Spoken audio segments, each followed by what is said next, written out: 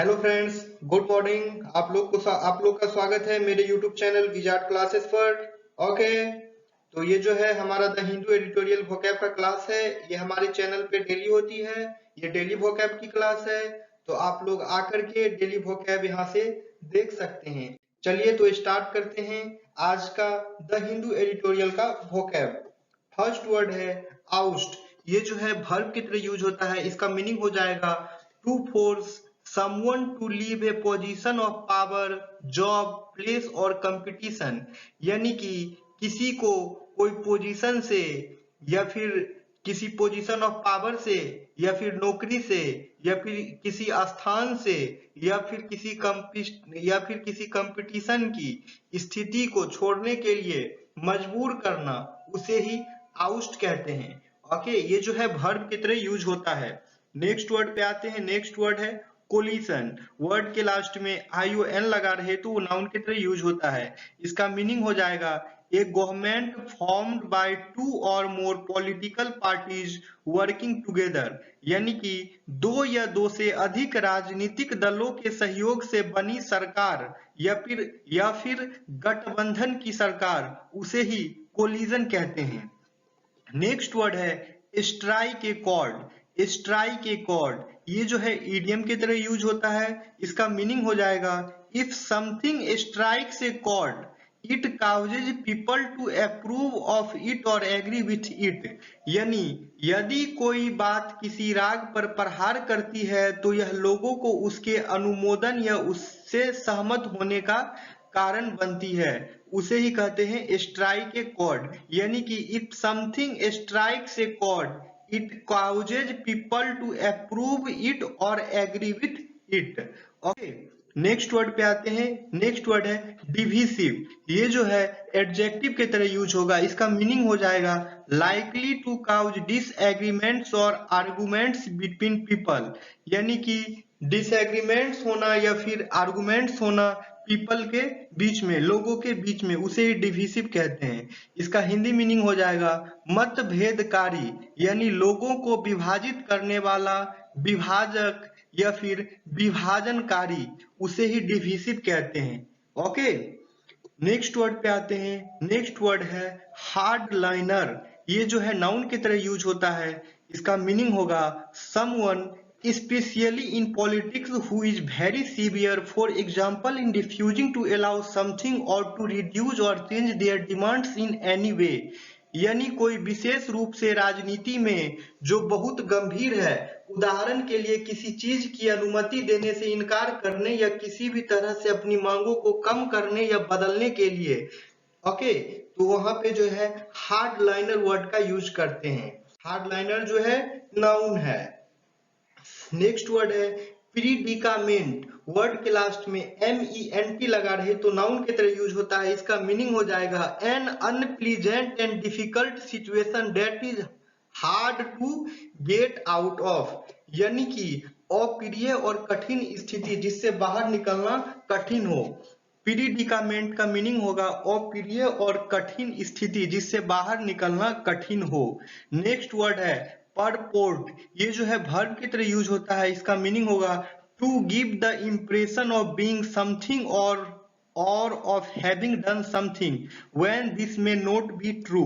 यानी कि कोई विशेष अभिप्राय होने या उत्पन्न करने का आभास देना, भले ही वह सच न हो, उसे ही परपोर्ट कहते हैं। नेक्स्ट वर्ड है डिबेकल। डिबेकल जो है नाउन की तरह यूज होता है। इसका मीनिंग हो जाएगा an event or situation that is a complete failure and causes embarrassment। यानी कि पूर्णतः विफल घटना या स्थिति, विशेषतः शर्मिंदगी का कारण, विफलता या फिर असफलता या फिर पराजय का सिचुएशन, उसे ही डिबिकल कहते हैं। ओके, एन इवेंट और सिचुएशन, कोई इवेंट या फिर कोई सिचुएशन ऐसा हो जो कंप्लीट फेल्योर हो।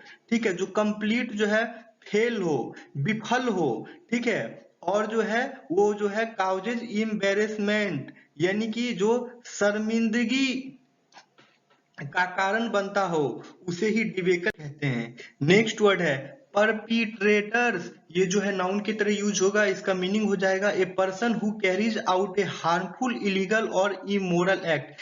यानी कि कोई व्यक्ति जो हार्मफुल, हानिकारक या फिर कोई इलीगल या फिर कोई इमोरल एक्ट किया है उसे ही परपीट्रेटर्स कहते हैं।